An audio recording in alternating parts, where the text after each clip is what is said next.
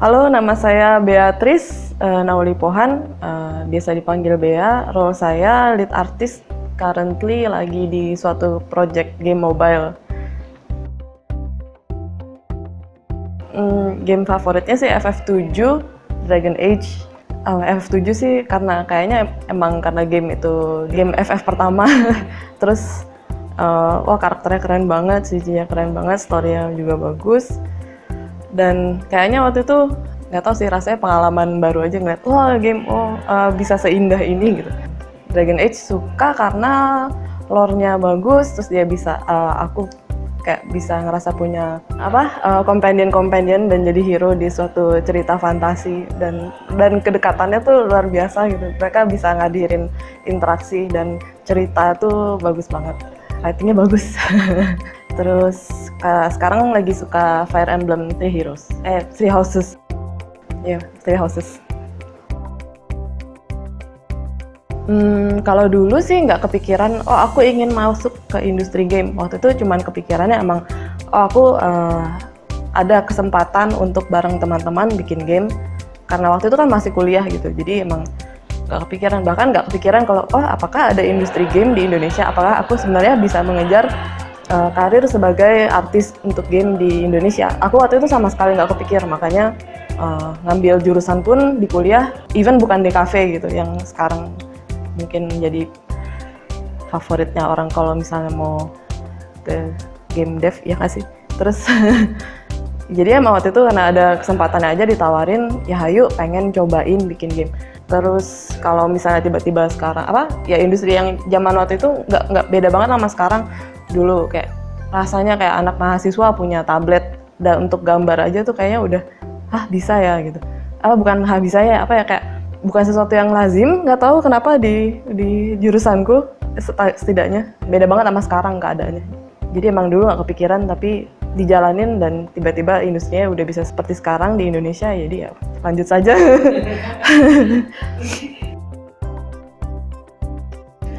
Yang paling berkesan tuh Earl Grey and This Rupert Guy, judulnya. Itu game point and click adventure, untuk platformnya di Flash, jadi bisa dimainin gratis di website, namanya Kongregate.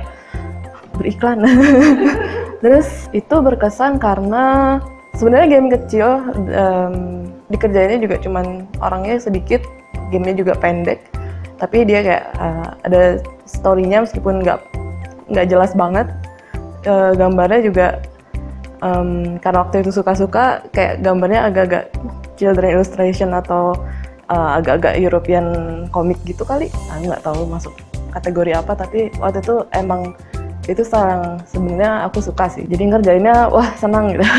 Terus bisa keketawaan karena joke di gamenya juga lucu tuh, ngerjainnya senang sih. Terus yang berkesan lagi itu Valkyrian Heroes Ghost Story. Ya, salah satu favoritku juga adalah Valkyrian Heroes Ghost Story karena bikinnya lumayan perjuangan keras yang panjang, yang sebenarnya nggak unnecessarily panjang, tapi hasilnya bisa membuktikan ke anak-anak kantor kalau bikin game premium tuh ternyata bisa loh, oke loh gitu. Soalnya selama ini kayak belum bisa gitu kan. Sama Mimomachi karena itu best game ever. Actually beda-beda sih yang aku lakuin, jadi karena kayak kalau misalnya yang Earl Grey itu timnya kecil, gamenya kecil, jadi emang cuman 3 orang yang ngerjain, 1 desainer, 1 programmer, 1 artis. Aku bisa nanganin semuanya mulai dari konsep art sampai ke eksekusinya, sampai aset jadi efek, animasi gitu aku kerjain sendiri. Terus tapi kalau di Valkyrian Art aku malah nggak bikin konsep art, aku malah ambil role lain karena artisnya awalnya cuma 2.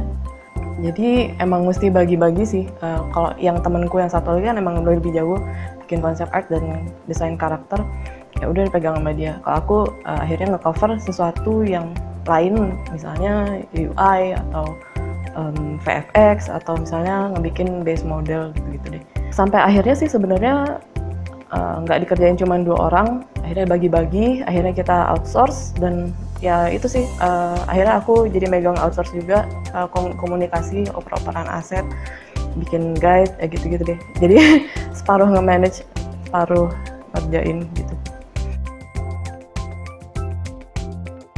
Aku nggak bisa nge-pinpoint apa bedanya dibanding dengan bikin art untuk media lain sih. Karena aku nggak pernah sangat berpengalaman untuk bikin art untuk media lain.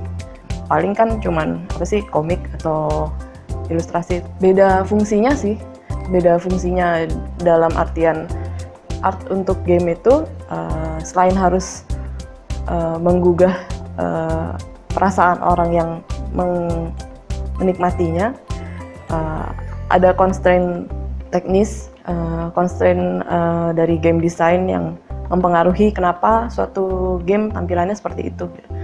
Jadi sangat berkaitan dengan bidang disiplin ilmu lain, karena emang berkaitan dengan bidang-bidang lain, jadi ya aku rasa pasti metode pembuatannya juga agak-agak beda gitu. Sama fokusnya juga mungkin beda.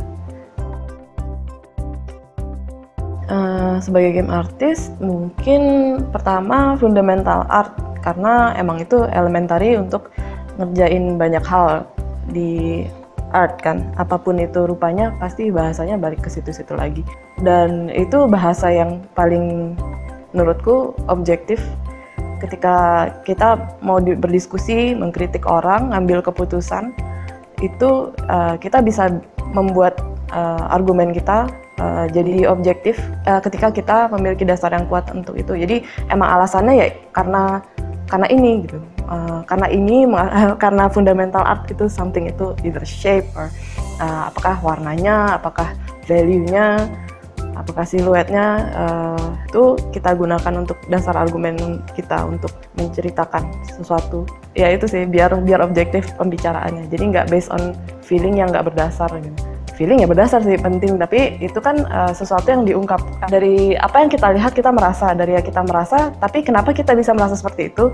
Ya kita bisa balik dengan apa? Ya harus ada dasar teorinya kan, kenapa kita merasa kayak gitu. Fundamental art menurutku salah satunya. Terus harus peka juga. Ya itu sih, mesti bisa ngerasa apa yang membuat orang ketika ngelihat sesuatu itu membuat dia ya merasakan sesuatu, misalnya, atau misalnya kenapa seseorang suka sama art ini, kenapa, apa yang membuat art ini jadi penting buat dia, misalnya untuk si viewernya gitu. Jadi kayak harus kayak bisa, karena apa ya, kayak pasti kan kayak art tuh kode-kode buat yang bisa bikin orang bisa ngerti sesuatu, nangkep sesuatu.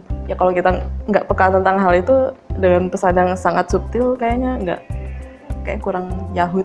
Terus harus mikir analitis. Kita punya suatu masalah, kita bermaksud memecahkan masalah itu, caranya gimana? Oh, dengan cara ini. Nah itu harus kayak gitu sih, nggak bisa seenak-enak. Terus skill adaptasi sama mau belajar, karena apa ya, perkembangan teknologi, tool macam-macam juga ngaruh ke buat seorang game artist kan. Jadi kayak kalau nggak keep up dengan itu ya agak-agak ketinggalan. Sama ya itu sih, skill komunikasi. Karena kalau kita bikin sesuatu, kita berpikir sesuatu tapi kita nggak nyampein ke satu tim, ya bakal susah sih. Game artist ada sih spesialisasinya. Di Agate itu spesialisasinya nggak benar-benar definite, karena mostly masih generalis. Tapi generalisnya kebagi 2D, 3D.